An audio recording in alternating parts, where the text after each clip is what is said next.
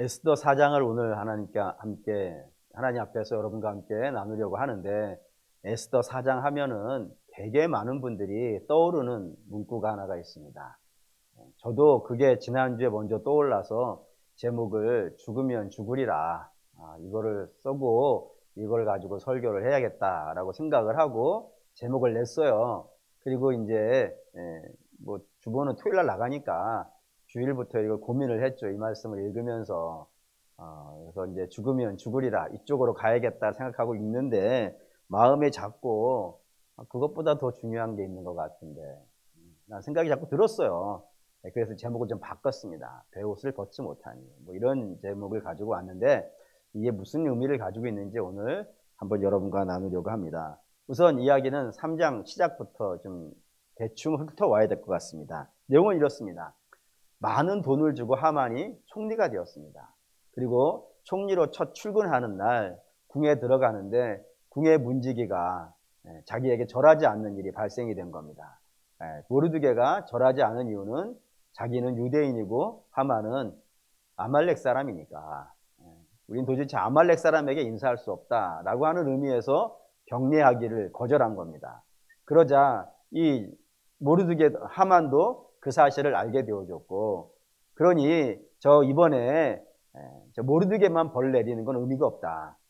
저 유대인들 전체를 한꺼번에 다 벌을 줘가지고 우리 민족의 원한도 좀 갚고 내 분풀이도 좀 하자라고 하는 마음을 갖게 됐습니다. 그래서 왕에게 가가지고 은 1만 달란트라고 하는 어마어마한 돈을 내고 유대인에 대한 정권을 받아옵니다.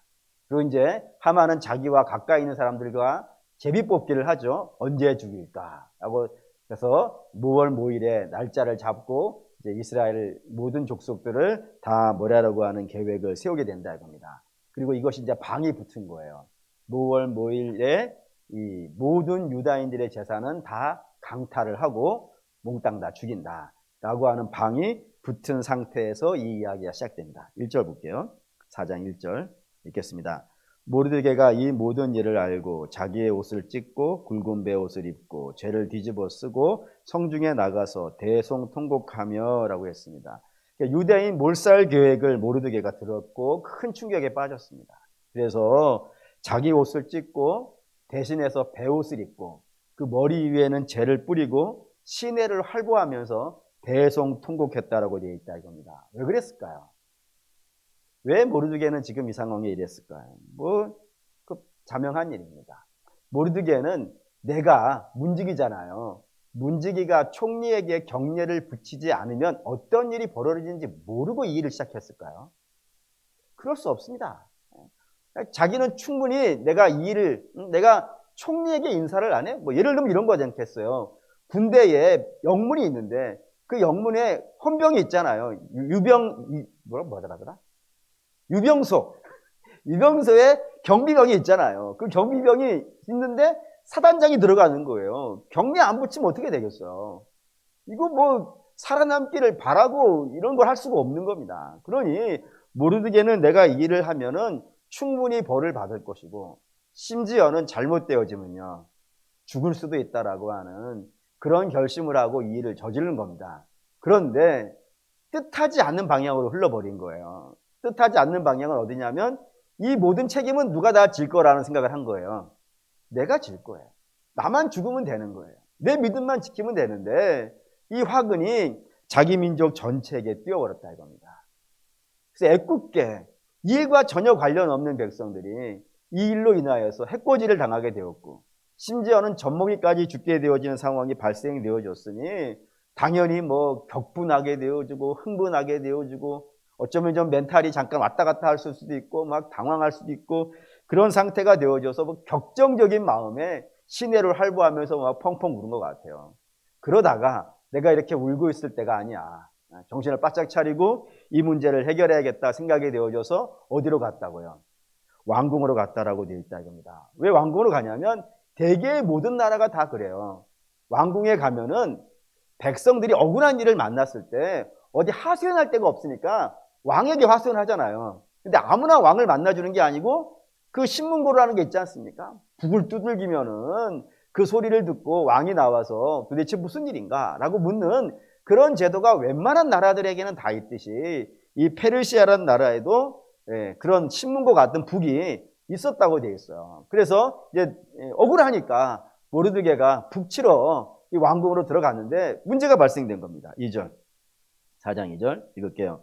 대궐문 앞에까지 이르렀으니 굵은 배 옷 입은 자는 대궐문에 들어가지 못함이니라. 대궐문에 못 들어가게 된 거예요. 누가 제지했겠어요? 성문 지키는 자들이 제지하지 않았겠어요? 성문 지키는 자는 잠시 전까지만 해도요, 모르드게하고 같이 일하던 사람 아니겠어요? 그 같이 일하던 사람이 또 들어가지 못해. 이 왕궁에 들어가는 것은 지금 그렇게 상복을 입고 베옷을 입고 들어갈 수 있는 곳이 아니야. 너 정말 여기 들어가고 싶으면 어떡하라고요? 그 베옷을 벗고 일상적으로 네가 입고 있는 옷을 입고 들어가면 돼. 그게 규칙이야 라고 이야기했는데 모르드게 어떻게 했다고요? 그 옷을 안 벗더라 이거예요. 아니 그 쉽게 생각하면 내 목적은 지금 뭐인 거예요? 성에 들어가서 북 두드리는 거 아니겠어요? 그래서 왕 만나가지고 해결하는 것 아니겠습니까? 이런 단순한 계산을 한다 그러면은 이 옷 벗고 그냥 평소에 자기가 입던 옷 입고 출근하듯이 들어가서 북 두들기면 될 텐데 왜 모르드게는 이 옷 벗는 거를 거절할까요? 목사님 뭐 그렇게까지 깊이 생각하십니까? 라고 하실지 모르겠지만 이게 한 번 더 나오기 때문에 그렇습니다. 그래서 왕궁에 들어가는 걸 제지당한 모르드게가 뭐 하냐면 왕궁 문 앞에서 대성통곡을 하는 거예요. 왜 대성통곡을 하냐면 이 울음소리가 누구에게까지 전달되기를, 에스더에게 전달되기를 원하는 마음에서 대성통곡을 한 겁니다. 그리고 그 울음의 계획은 에스더의 귀에 들렸어요. 4절입니다. 4절 읽을게요. 에스더의 시녀와 내시가 나와 전하니 왕후가 매우 근심하여 입을 의복을 모르드게에게 보내어 그 굵은 배 옷을 벗기고자 하나 모르드게가 받지 아니하는지라. 이제 에스더가 모르드게는 자기의 유일한 혈육이고 그리고 자기를 돌봐주고 키워줬던 아버지 같은 사람이라. 사촌 오빠이긴 하지만 그래도 아버지 같은 사람이 그 굵은 베옷을 입고 대성통곡하고 있다는 게 마음에 걸려서 도대체 무슨 일이 있어 저렇게 대성통곡하는지 궁금했다 이거예요. 그래서 뭐를 내려보냈다고요? 옷을 내려보냈다고. 왜? 그 베옷을 입고는 왕궁에 못 들어오니까. 왕궁에 못 들어오니까 베옷을 내려줘서 그 옷을 입으라라고 줬음에도 불구하고 모르드게는 그 옷 입는 것을요 거절하더라 이거예요. 그러니까 2번 거절한 거예요. 문지기가 그 옷 벗으라고 했을 때도 거절을 하고 에스더가 그 옷을 벗으라고 했을 때도 거절했다 이겁니다. 이렇게 되어지니까 졸지에 뭐가 됐어요? 성경에서 제가 종종 말씀드리지만 2번 나오면요 중요한 일이 돼버렸다 이거예요. 그러니까 대충 흘려보낼 수 없는 중요한 문제가 이 일에 있다는 생각이 이제 언뜻 들었어요. 왜 2번이나 이걸 반복해서 옷 벗는 걸 거절할까? 그리고 묵상하다가 제가 얻은 답이 2가지가 있습니다. 그 2가지 중에 첫 번째는 3절입니다. 3절 읽을게요. 왕의 명령과 조서가 각 지방의 이름에 유다인이 크게 애통하며 금식하며 울며 부르짖고 굵은 베옷을 입고 제위에 누워 자는 자가 무수하더라. 지금 백성들에게 방이 붙었어요. 얼마 뒤에 왜인지도 모르는 상태인데 갑자기 유다인 우리의 모든 재산을 빼앗고 다 죽이겠다고 하는 방이 붙었단 말입니다. 그래 뭐 황당하죠. 황당해가지고 저들이 할 수 있는 일이 뭐였다고요? 굵은 베옷을 입고 그리고 머리에 재를 뿌리고 하나님 앞에 금식하며 통곡하는 그런 상황이 됐다 이겁니다. 백성이 그러고 있다고요. 그러면 지도된 자는 어떤 모습으로 있어야겠어요? 그들과 같은 모습으로 있어야 되지 않겠습니까? 그들과 같은 모습으로 있어야지 나 편하자고 그 옷 갈아입고 있는 것 성경이 좋아하지 않는다 이겁니다. 예를 하나 들어볼게요. 하나님께서 다윗을 왕으로 훈련시켜 가고 있었던 때, 다시 말하면 다윗이 왕이 되기 직전에 광야에서 막 고통받고 있는 그때에 사건이 하나가 발생했습니다. 어떤 사건이냐? 블레셋이 그둘라라고 하는 성에 쳐들어온 겁니다. 그러니까 그둘라 백성들은 이 적국이 쳐들어왔으니까 이걸 도와달라고 누구에게 이야기해야겠어요? 왕에게 이야기해야 돼요. 당시 왕이 누구예요? 사울이에요. 사울에게 분명히 얘기했을 거예요. 적이 쳐들어왔었다고. 뭐 이렇게 봉화를 울렸을, 불을 붙였을 수도 있고 전력을 보냈을 수도 있어요. 근데 어쨌든 우리가 지금 이런 어려운 문제를 만나고 있다는 사실을 왕에게 이야기했다 이겁니다. 근데 사울이 이 그둘라 백성을 도우러 와요, 안 와요? 안 오는 거예요. 왜? 사울의 마음은 오직 어디에만 가 있습니까? 다윗을 죽이는 데에만 가 있다 이거예요. 그래서 다윗 나타나기만 기다리고 있으니까 블레셋 나타나는 건 자기에게 중요한 문제가 아닙니다. 그러니 뭐 왕이 돌봐주지 않는 백성, 뭐 이거 지금 풍전등화, 곧 뭐 죽는 것 아니겠어요. 그때에 이 소식이 다윗에게 들어갔고 다윗이 마음이 동했습니다. 하나님께 가서 기도해요. 하나님, 제가 어떻게 하면 좋겠습니까? 근데 하나님 뭐라 하시는 거예요? 네가 가서 도와줘라. 그래서 다윗이 자기의 부장들을 다 부릅니다. 불러서 우리 가서 저 구둘라 백성을 도와주자 라고 얘기했더니 부장들이 말리는 겁니다. 뭐라 하냐면 적국이 쳐들어와서 구둘라 백성들 고통받고 있는 거 참 안타깝고 슬픈 일이긴 틀림이 없지만 우리 코에 석지 아닙니까? 만약에 우리가 지금 이 상황에 어디에 있는지 드러나 버린다면 사울의 귀에 들어갈 것이고, 그러면 사울은 이때를 기회를 노려가지고 우리를 잡으러 온다 그러면 도대체 어디로 갑니까? 그러니 안타깝지만 우리는 이 일에 나서면 안 됩니다 하고 긋고 말리는 거예요. 그러니까 다윗이 들어봐도 그 말이 일리가 있어요, 없어요? 일리가 있잖아요. 그래서 다시 하나님께 가서 아마 뭐 가지 마, 뭐 가고 싶지 않으면 그만둬, 뭐 이런 답을 들었길 원했는지 모르죠. 근데 다시 하나님 앞에 기도를 해요. 그때 하나님 뭐라고 하시는 거예요? 네가 가라 한단 말이에요. 그래서 결국에는 다윗이 그둘라 백성들을 가서 구해줍니다. 그둘라 백성들 되게 좋아해요. 되게 기뻐하고요. 그런데 곧 얼마 지나지 않아서 첩보가 왔어요. 그 첩보는 뭐냐면 다윗이 그둘라에 출현했다는 사실을 사울이 알았고, 그리고 그 사울이 군대를 거느리고 다윗을 잡으러 오고 있다는 겁니다. 다윗이 당황해서 이제 하나님께 기도를 해요. 뭐라 하냐면, 하나님, 다윗이 이리 온대요. 사울이 이리 온대요. 그래서 이 그둘라 백성들에게 다윗 내놔라 라고 이야기하면 이 그둘라 백성들이 나를 내줄까요, 안 내줄까요? 라고 물은 거예요. 그때 하나님 뭐라 그러셨다고요? 내준다고. 여기가 재미있어요. 왜 재밌냐면 처음에 다윗이 하나님께 하나님, 제가 갈까요 말까요 라고 물었을 때에 모든 일의 결과가 이렇게 마무리될 것, 사울이 잡으러 올 것이고 그둘라 백성은 자기의 생명의 은혜를 사울에게 내줄 거라고 하는 이 모든 상황을 하나님 아셨을까요, 모르셨을까요? 아셨겠죠. 아셨는데도 불구하고 하나님은 다윗에게 가라고 했다 이거예요. 왜 그랬을까요? 여러분, 왕된 자, 지도된 자들은 자기에게 이 일이 어렵고 불편하고 힘든 일이라 하더라도 백성들의 고통을 외면하면 안 되는 겁니다. 백성들의 대변자이고 백성들의 보호자이며 백성들을 지키는 자가, 그게 지도자인 거예요. 그래서 그 모습이 가장 잘 나타난 분이 예수님 아니겠습니까? 한번 보시죠. 마태복음 4장. 예수님께서 이 땅에 오시는 이유를 성경은 이렇게 설명합니다. 마태복음 4장 16절, 15절, 16절 읽을게요.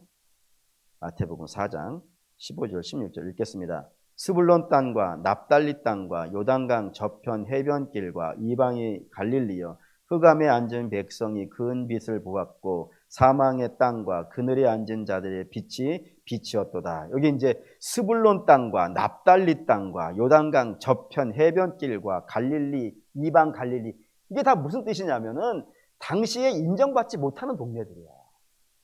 인정받는 동네는 이런 데예요. 예루살렘, 그리고 뭐 세겜, 그리고 뭐 헤브론, 이런 남쪽 지방에 있는 곳은 굉장히 대접받는 곳이에요. 거기는 흔히 말해서 남유다 땅이라고 한단 말입니다. 근데 북방 땅들은 그렇게 대접받지 못하는, 그래서 사람들이 갈릴리에서 내려온 사람들 보고 다 천대를 하잖아요. 그 천대받는 백성들이고, 근데 그 천대받는 백성들이 어떤 모습에 살고 있다고요? 흑암에 앉아있고 사망의 땅과 그늘에 있다고요. 그 백성들을 불쌍히 여기서 오셨다는 거예요. 그러니까 하나님은 당신의 백성들이 불쌍히 여기셔서 저들이 지금 살아가는 것이 너무 고통스러운 삶을 살고 있기 때문에 저들의 고통을 외면하지 아니하시고 저들과 같은 모습이 되어 이 땅에 오셨다는 겁니다. 더 볼게요. 마가복음 6장입니다. 마가복음 6장 34절. 6장 34절 읽겠습니다. 예수께서 나오사 큰 무리를 보시고 그 목자 없는 양 같음을 인하여 불쌍히 여기사 이에 여러 가지로 가르치시더라라고요. 여기 이제 목자 없는 백성이 양이라고 되어 있다고요. 근데 여러분, 이스라엘에는 목자가 있어요. 목자가 없지 않아요.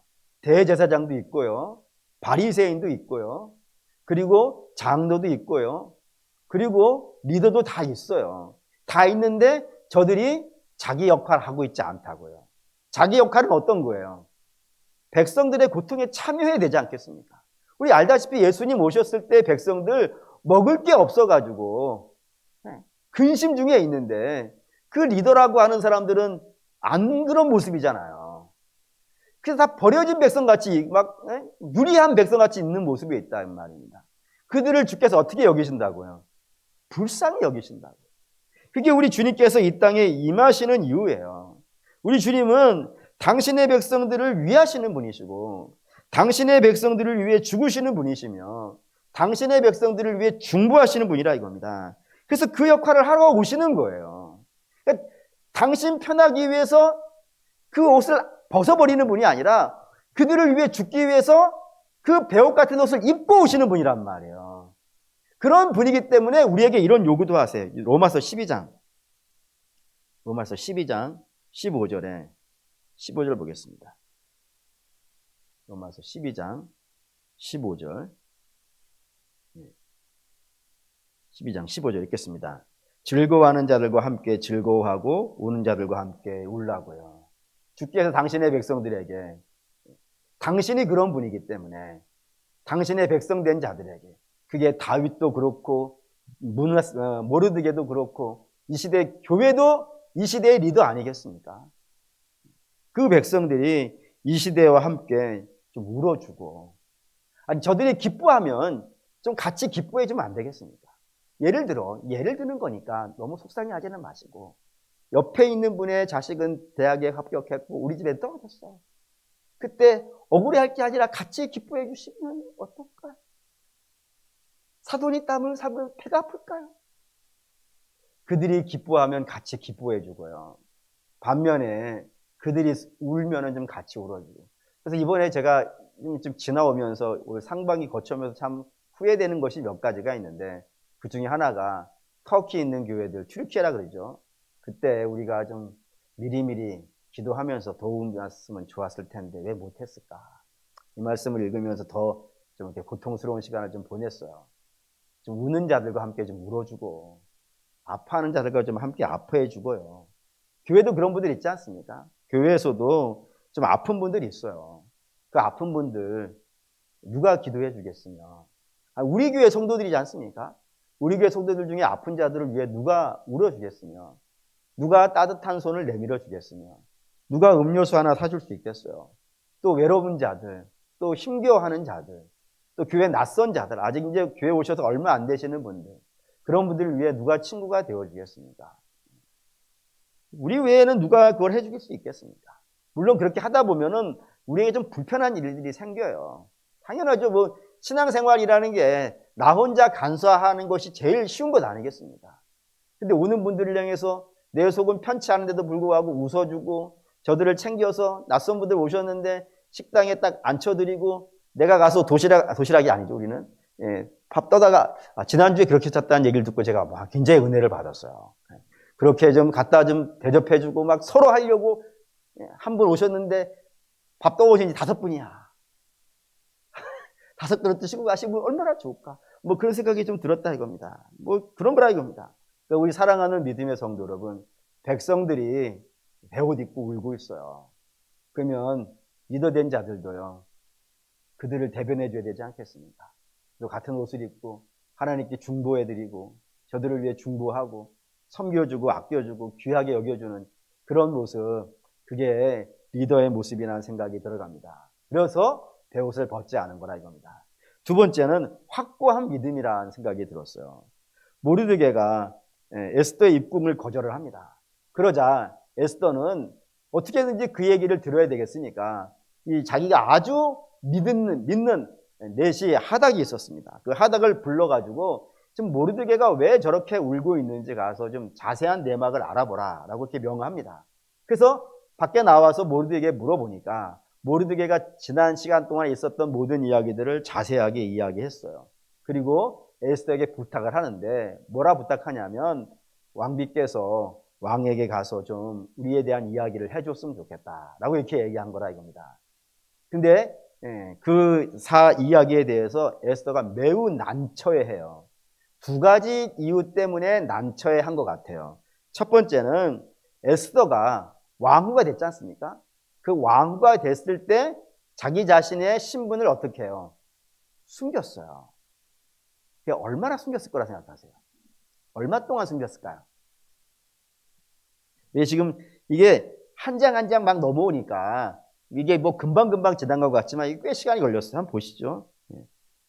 2장 16절. 에스더 2장 16절 읽어볼게요. 아하스로 왕의 제7년 10월 곧 대배월에 에스더가 왕궁에 인도하여 들어가서 왕 앞에 나가니. 그러니까 에스더가 왕비가 되어진 것은 아하스로 왕 제7년입니다. 근데 이 사건이 발생된 거는 3장 7절입니다. 3장 7절 읽을게요.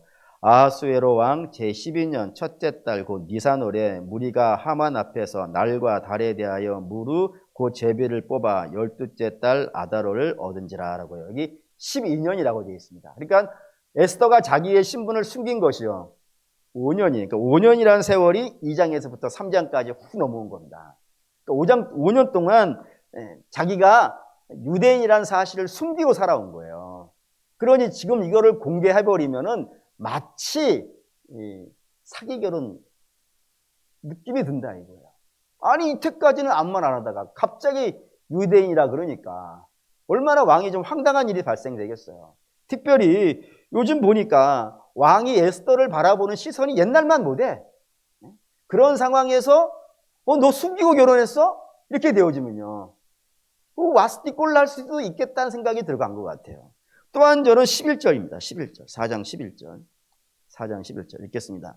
왕의 신하들과 왕의 각 지방 백성이 다 알거니와 남녀를 막론하고 부름을 받지 아니하고 안뜰에 들어가서 왕에게 나아가면 오직 죽이는 법이요 왕이 그 자에게 금규를 내밀어야 살 것이라.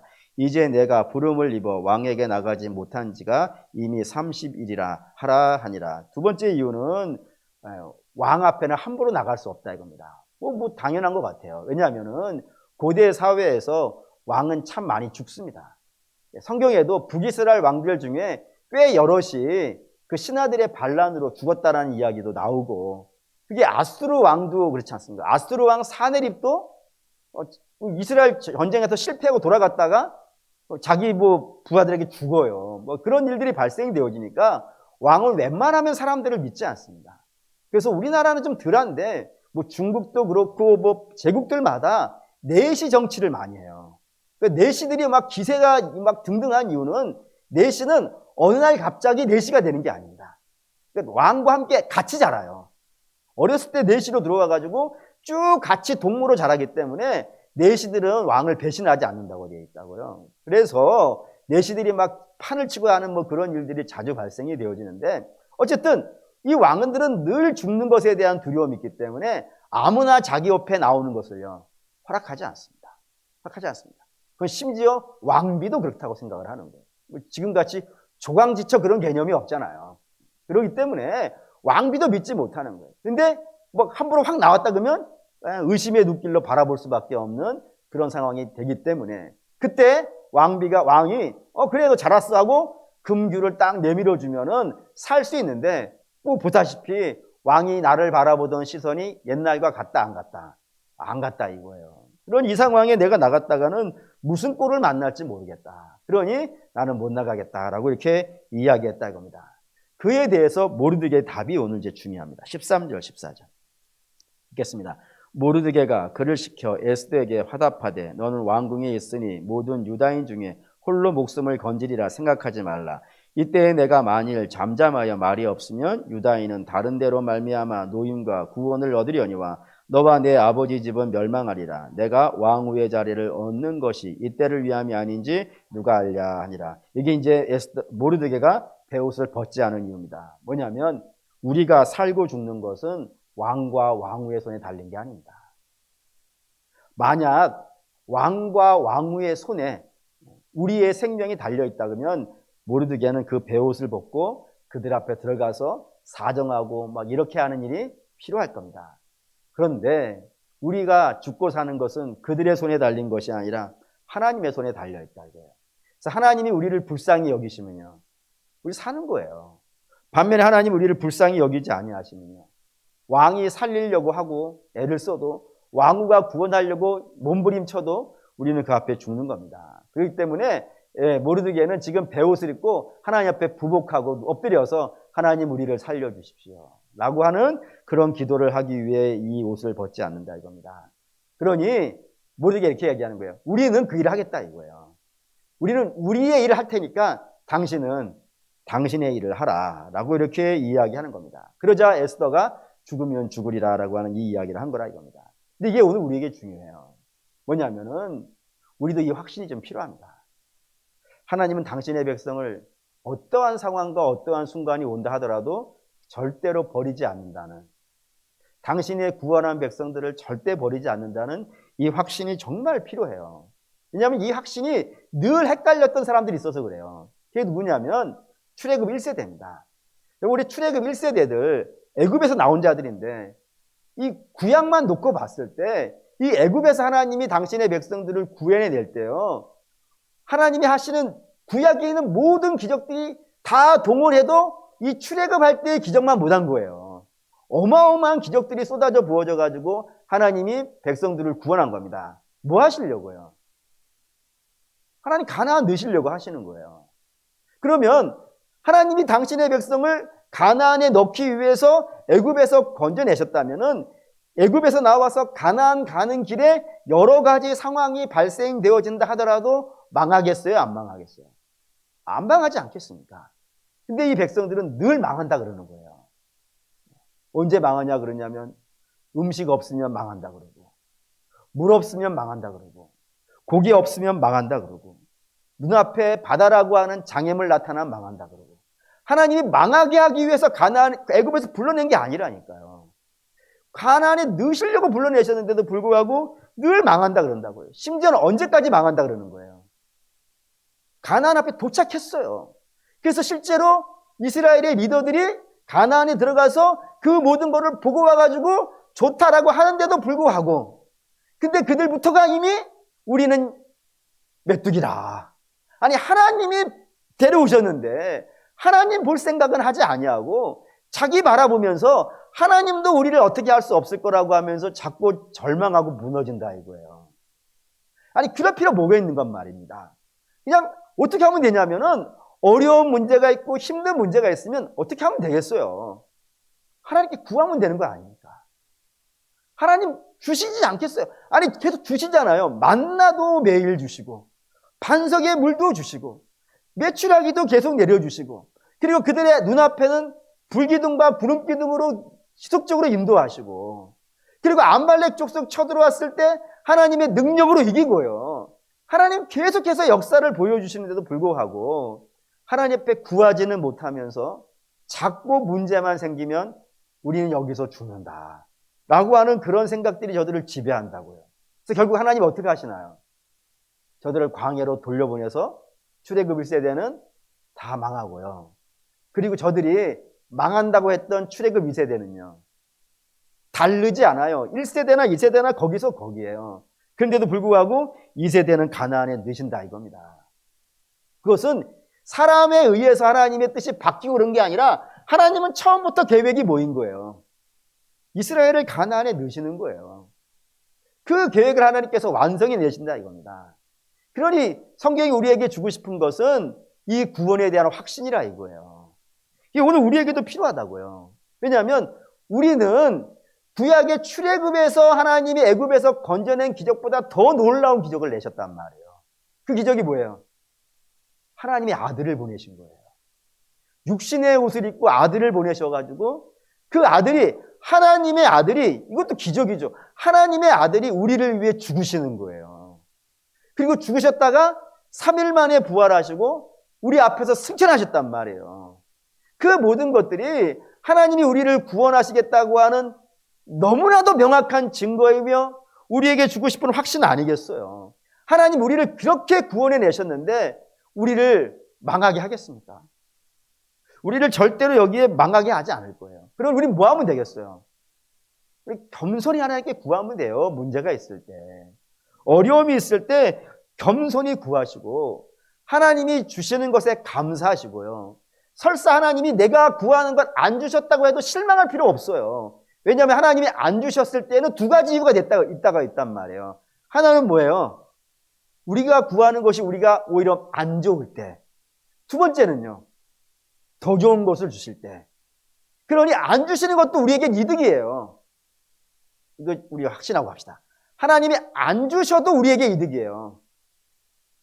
세신 분들이에요. 주시면 감사한 거예요. 감사한 거예요. 기뻐 받으세요.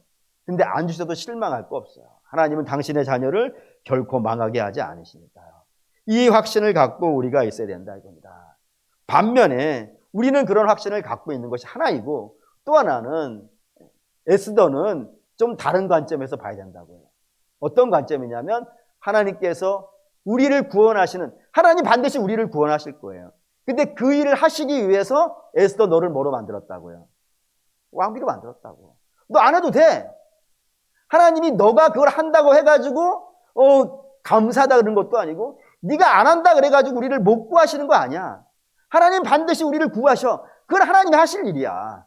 그리고 우리 하나님께 그걸 기대해. 그래서 이 베옷을 입고 하나님 앞에 엎드려 있어. 그런데 너는 그 일을 해야 돼. 그 일을 위해서 하나님이 너를 부르셨으니까. 라고 한다 이겁니다. 근데 이런 일들이 또 한 번 성경에 있어요. 예를 들면 이게 요셉이 그렇다 이겁니다.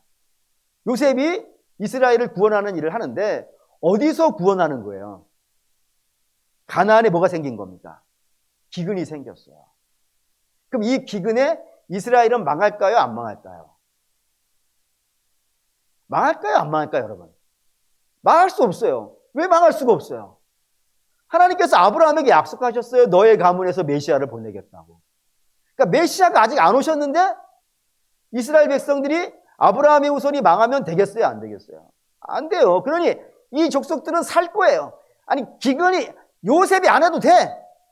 요셉이 이스라엘을 구원하기 위해서 막 자기 것 내어주고 그들을 안 해도 돼. 하나님은 요셉이 안 해도 다른 방법으로 충분히 이스라엘을 살려내실 거예요. 근데 하나님은 요셉을 뭐 하기 위해서 부르신 거예요? 그거 하기 위해서 불렀다고요. 그래서 요셉은 그걸 하는 겁니다. 그걸 하는 겁니다. 그랬더니 하나님이 그 요셉의 가문에게 상을 주시는데 어떤 상을 주시나요? 갑절의 상급을 주세요. 다른 지파들은 야곱의 아들들이 지파 하나가 하나의 아들이 하나의 지파를 이루어요. 근데 요셉은 그 하나가 두 개의 지파를 이루어요. 에브라임 지파와 므낫세 지파가요. 하나님은 요셉을 그걸 시키시는 거예요. 네가 이 일을 해. 이스라엘 구원하시기 위해서 하나님이 요셉에게 그걸 시킨 거예요. 요셉은 그걸 한 것이고 안 해도 상관없어요. 근데 하나님은 요셉이 그 일을 안 하면요. 오늘 여기에 모르드게가 에스더에게 한 말과 똑같은 일이 생기는 거예요. 너와 내 집은 망할 거야. 하나님이 너에게 그 일을 시키기 위해서 너에게 그걸 맡겼는데 네가 안 해? 하나님은 다른 방법으로 하실 거야. 근데 너는 망할 거야. 나는 것이 된다 이겁니다. 근데 반대로 그가 했다 이거예요. 했더니 하나님께서 그에게 복을 주시더라 이겁니다. 이게 오늘 우리에게도 마찬가지예요. 우리 하나님이 우리를 구하실 거예요. 반드시 구하실 거예요. 그런데 하나님은 우리에게 저마다 맡겨놓은 직분들이 있더라 이겁니다. 하나님은 그 직분을 통하여서 그 일을 해나실 거예요. 우리가 그걸 안 하면요. 하나님이 우리가 안 하면 못할 것 같으신가요? 하나님 우리가 안 해도 또 다른 자들을 부르셔가지고 심지어는 주께서 이런 말씀도 하세요. 너희가 찬양을 안 해? 어떻게 하시겠다고요? 돌멩이들을 일으켜서 찬양시킬 거라고. 하나님은 당연히 당신이 하실 일을 하실 거예요. 근데 우리에게 맡겨진 일을 안 하면요. 우리가 하나님께 책망받은 일이 되어지더라 이겁니다. 그리고 사랑하는 여러분, 모르드게가 베옷을 벗지 않았다고 했습니다. 베옷 벗지 않은 것 하나님 마음으로 백성을 사랑하기 위함이고, 그리고 하나님에 대한 확신을 갖고 주어진 삶에 충성을 하기 위하여 벗지 않는 겁니다. 그게 오늘 우리의 싸움입니다. 우리의 싸움입니다. 바라고 원하는데 저와 여러분도 각자의 맡아진 곳에서 지도자를 하실 겁니다. 뭐 가정에서도 그럴 것이고 교회에서도 그럴 거예요. 그럴 때에 여러분을 따르는 자들이 고통받고 있을 때 나 하나 편하면 되지, 뭐 이런 생각 갖지 마시고 같이 아파하시고 같이 괴로워하시고 주님께서 우리를 위해 그렇게 하셨듯이 같은 옷 입고 살아주시길 바랍니다. 또한 하나님 우리를 구원해 줄 걸 확신을 갖고 그 앞에 엎드려서 부복하여 기도하시고, 그리고 주께서 우리에게 맡기신 사명들 잘 감당하시길 바라요. 그 옷이 때로 좀 무거운 옷일 수도 있고요, 때로 좀 힘든 옷일 수도 있고, 때로 좀 어떤 경우에는 벅차가지고 내가 왜 이 옷을 입고 이 생고생을 할까 라는 생각이 들어가는 옷일도 있을 수 있어요. 근데 하나님이 내게 맡기신 것 아니겠습니까? 내가 안 해도 하나님은 다른 일을 통해서 하실 거예요. 하지만 하나님 내게 맡기신 거니까 정말 죽으면 죽으리라라고 하는 각오를 가지시고 그 직분 잘 수행하셔서 하나님의 복을 받는 저와 여러분 되시기를 주의 이름으로 축원합니다.